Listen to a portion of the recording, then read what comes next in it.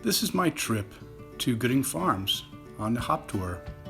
We first stopped at Gooding Farms field, and here's some hops that had already been harvested.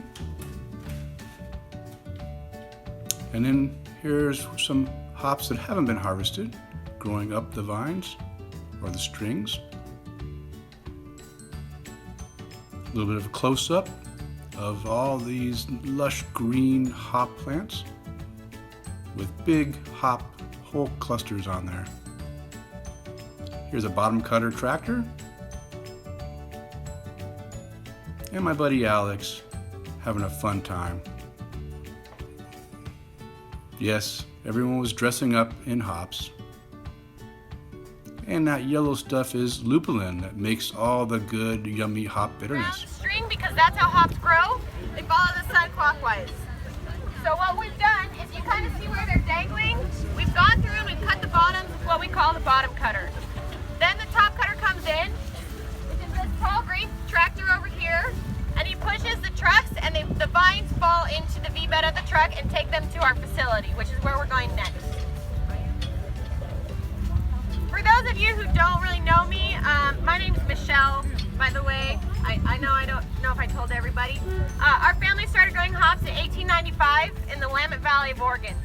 We moved to Idaho in 1941. Our great-grandpa came here and started essentially what became now Gooding Farms. So I'm a sixth-generation farmer. I have two sisters, and we, alongside our dad and our farm manager, Matt Brassfield, run our farm, which is about 850 acres of hops. So we've grown hops for almost 125 years. When we have a 125-year party, definitely you guys should all be there. It's going to be a good deal. Yeah. What's that? I think you look pretty awesome.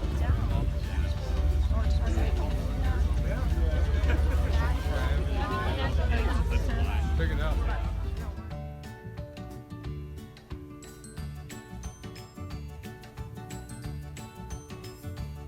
There's a top cutter, cutting it a little close. Notice all the birds flying overhead, eating the bugs. They were having a feast.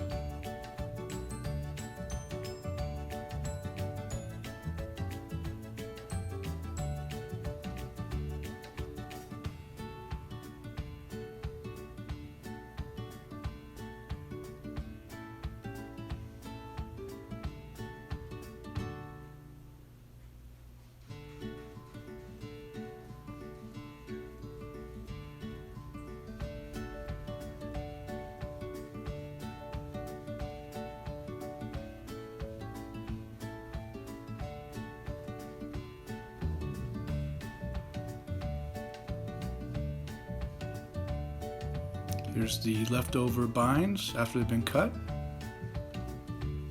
Look how thick they are. Now we arrive at Gooding Farms processing plant, where the bines are hung in preparation for going into the picker. Everything's done by hand, all the workers grabbing the bines and stringing them by hand. Up, up, and away.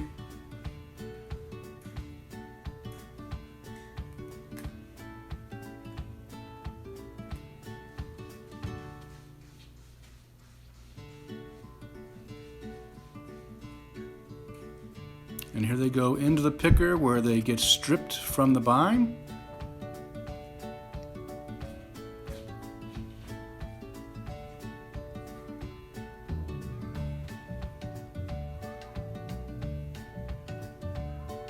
And here's what it looks like when they come out of the picker. Pretty bare.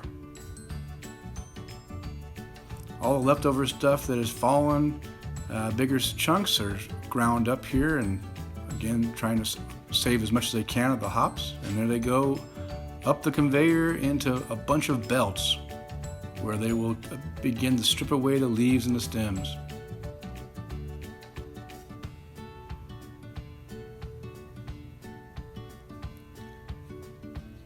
Lots of belts.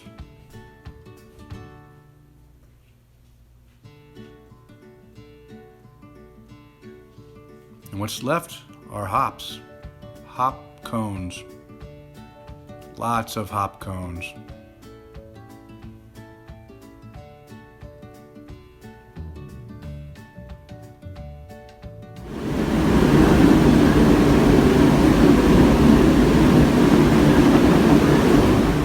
Here are the drying beds, 3 feet deep, all stacked in different sections. And you can see the layers as they become more and more dry, they sink. Here's some already dried hops, brittle, and some wet hops right off the field.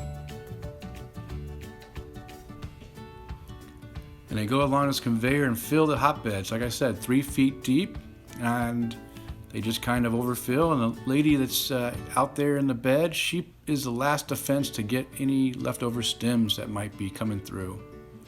And the switch here in the center, it automatically moves the conveyor forward once enough hops fill up the bed.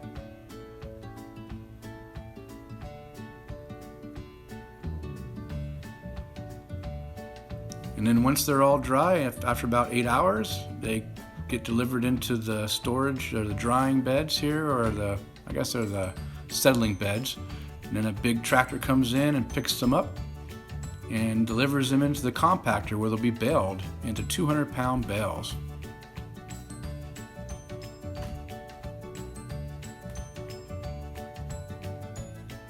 And there is the high pressure compactor. They put in some sack material and then they load up the hops, compress them, and they get into that about 200 pounds per bale, which is amazing. Those things are light and fluffy once they're dried. It's a lot of hops.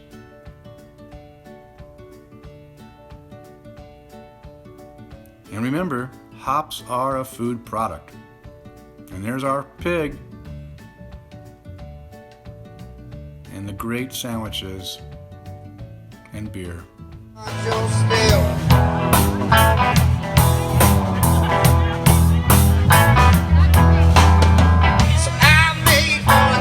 Full of whiskey and salt, howling hard with the night from the watchtower.